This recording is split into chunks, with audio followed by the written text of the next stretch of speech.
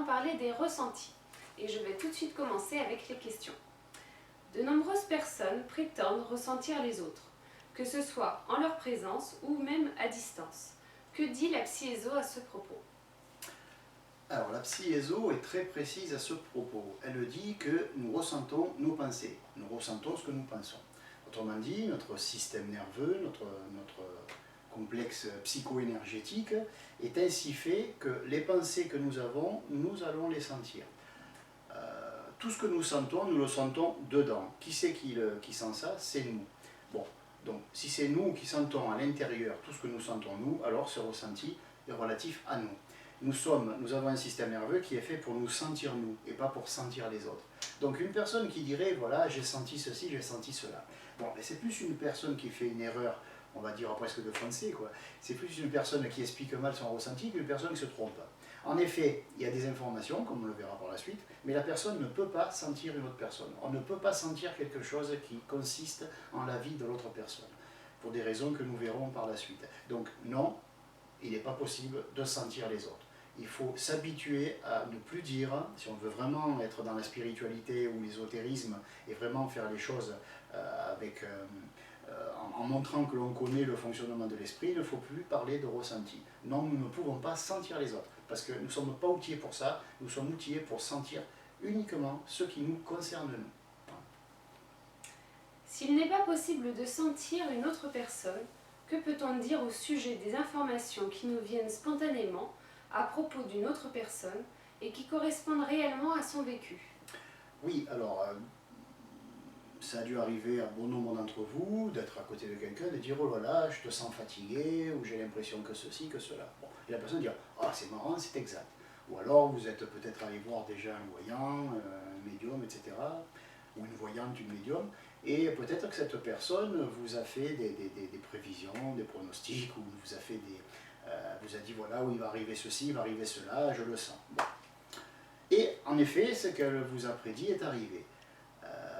Donc on va dire que, puisqu'on ne peut pas sentir les autres, qu'est-ce qui se passe? Alors c'est très simple. Ce qui se passe, c'est que nous avons tous des facultés psychiques. De même que nous avons des facultés qui sont physiques, la vue, l'ouïe, l'odorat, le toucher, le goût, etc. Bon, les 5 sens de la conscience objective. Donc, de même, nous avons des sens qui sont des sens psychiques et qui nous permettent de capter, de percevoir, et non pas de sentir, mais d'avoir un compte rendu de ce que les autres rayonnent, de ce que les autres émanent ou de ce qui concerne les autres personnes. Donc on ne peut pas sentir les autres, mais on peut capter des informations qui sont en relation avec ces personnes-là. Pourquoi? Parce que nous avons autour de nous un champ. Ce champ n'est pas uniquement énergétique, il n'est pas uniquement informationnel, comme le disait les scientifiques, il est, comme tout est double, énergétique et informationnel. Donc dans notre champ énergétique et informationnel, nous nous mélangeons avec les autres, ces autres ont des pensées, ont des ressentis, ces autres, il va leur arriver des choses, il leur est arrivé des choses, ils ont un certain état d'esprit, et grâce à ce champ énergétique et informationnel, nous pouvons capter ces informations, mais nous ne les sentons pas, nous en avons conscience. Comment se nomme cette faculté qui nous permet de capter des infos concernant les choses et les êtres? Alors bon, de noms, il y en a eu plusieurs, hein. C'est certain qu'on ne va pas rentrer là-dedans parce que ça nous amènerait trop loin, mais il y en a qui parlent de capter les choses en touchant, il y en a qui parlent de capter les choses à distance. Cette faculté, c'est une faculté psychique tout simplement, c'est la faculté qui permet de percevoir les autres. Bon, il y en a qui parlent de supraconscience, il y en a qui parlent de supramental. Il est certain que vous ne vous servez pas, donc si vous ne vous servez pas de vos sens, de votre ressenti, vous vous servez d'autre chose. Donc on se sert de certains centres qui sont dans le cerveau et qui permettent justement de capter des informations.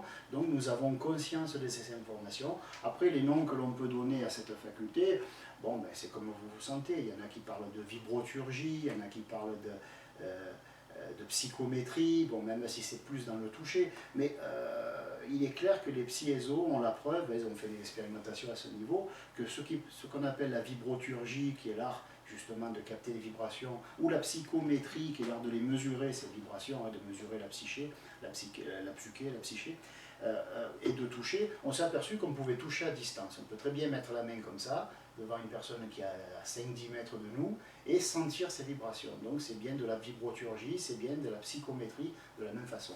Mais les psy-ESO n'aiment pas donner un nom à chaque faculté, ça serait un petit peu trancher un saucisson en 100 parts.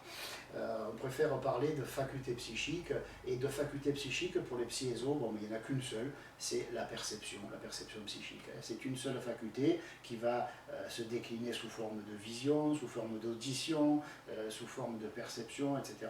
Bon, mais de toute manière, c'est une seule faculté, et cette faculté est due à un centre qui se trouve dans le cerveau et qui, chez certaines personnes, fonctionne à plein régime, chez d'autres fonctionne moyennement, et chez d'autres personnes encore ne fonctionne quasiment pas. D'où le fait qu'ils n'ont pas ce genre de perception. Chez les personnes chez qui ce centre est au moins actif à 40-50%, cette personne-là a la possibilité d'avoir une foule d'informations. Alors bien sûr, elle va dire « j'ai senti que… » Non, en fait, ce qui s'est passé, c'est qu'elle a perçu, elle a reçu une information. Cette information a produit des pensées. Ces pensées ont produit un ressenti. Et la personne a amalgamé le tout, alors qu'en fait, elle a simplement été informée par une prise de conscience qui n'est pas émotionnelle, qui n'est pas sensitive. Simplement, elle a pris conscience d'une chose, et cette prise de conscience a déclenché des processus mentaux en elle, qui à leur tour ont déclenché des ressentis. Mais encore une fois, et c'est très important, j'insiste, parce que c'est ce qui permet de voir une personne qui maîtrise bien son sujet, une personne qui a appris un petit peu comme ça et qui a un petit peu bâclé son sujet. On ne sent pas les choses.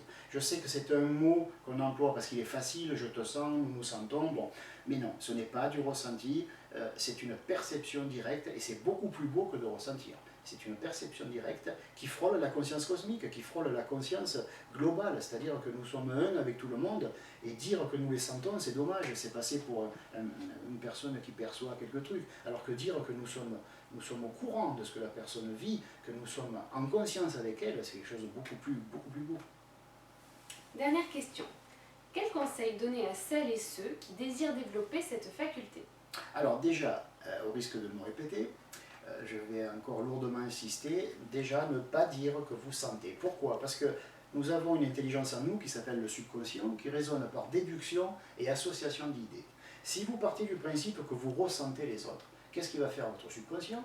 Il va essayer de développer votre ressenti, mais pas des autres, votre ressenti à vous-même. Donc tout ce qui se passe en vous, que ce soit la souffrance, que ce soit le bonheur, que ce soit toute sensation, impression que vous aurez vous concernant, vous allez les sentir 2 fois, 3 fois plus fort.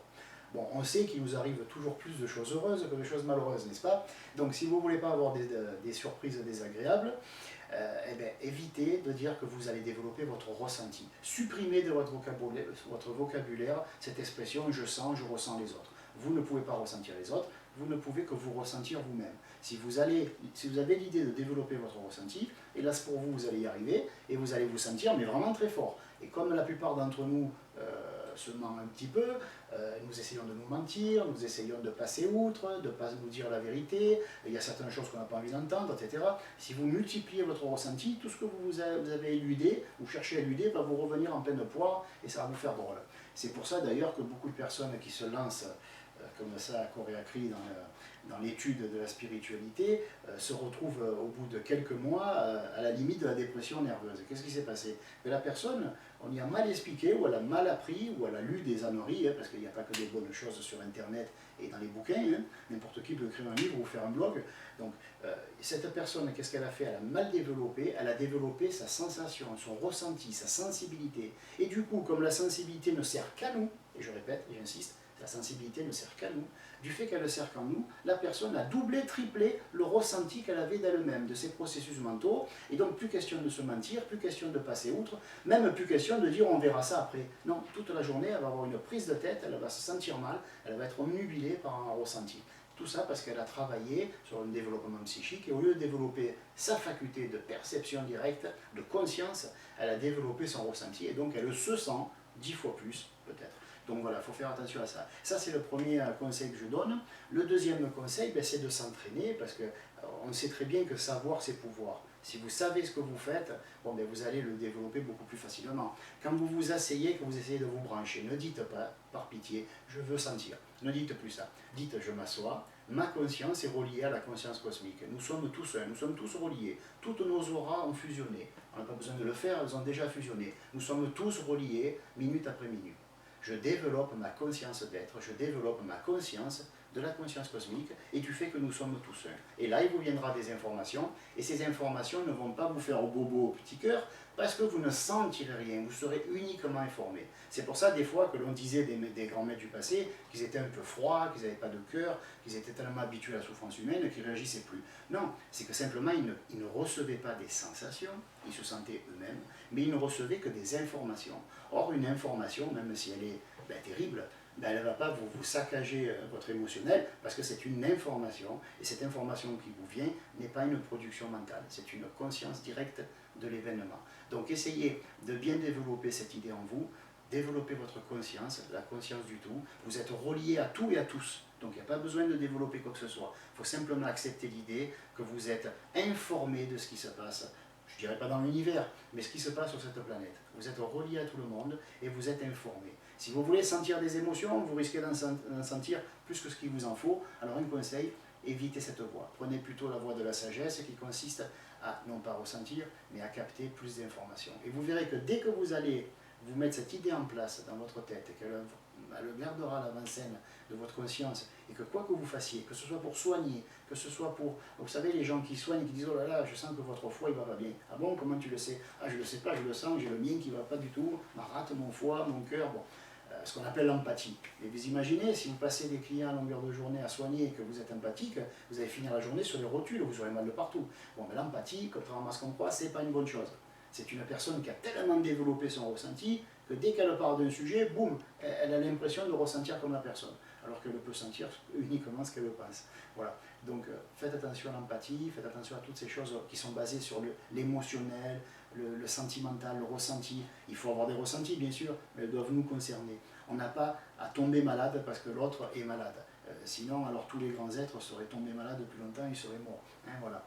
Donc le conseil que je vous donne, pensez conscience. C'est la conscience qui se développe. Nous avons tous une seule et même faculté, c'est la faculté de recevoir des informations ou de recevoir de l'énergie à travers notre champ informatique, énergétique et informationnel. Pardon. Voilà. Si vous avez aussi des questions, vous pouvez nous les envoyer à l'adresse qui s'affiche en bas de l'écran. Merci et à bientôt.